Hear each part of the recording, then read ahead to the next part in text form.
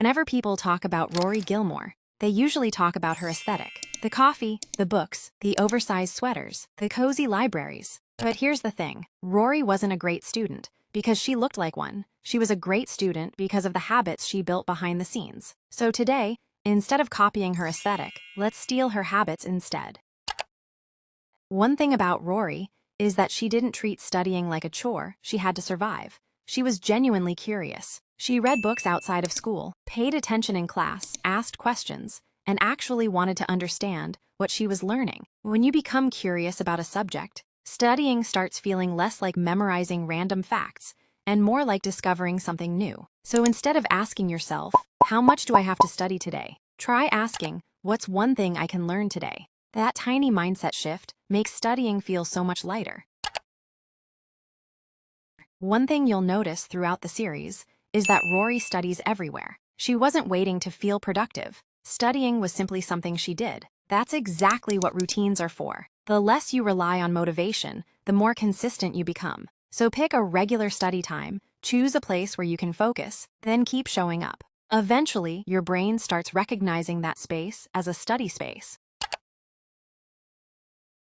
Rory rarely walked into class completely unprepared. She prepared herself before classes, made notes, stayed organized, because preparation reduces panic. And because she prepared consistently, exams didn't always become last-minute emergencies. A lot of students think being productive means studying 10 hours before a test. But real productivity usually looks less dramatic. It's reviewing today's lesson today, finishing your homework before it's due, and making tomorrow a little easier than today.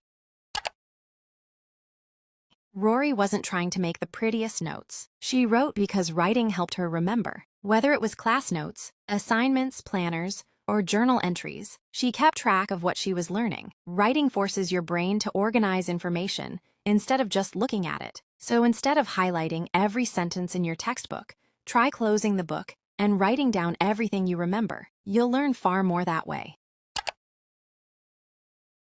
Rory wasn't just chasing good grades. She had a dream. First Harvard, then Yale, then becoming a journalist.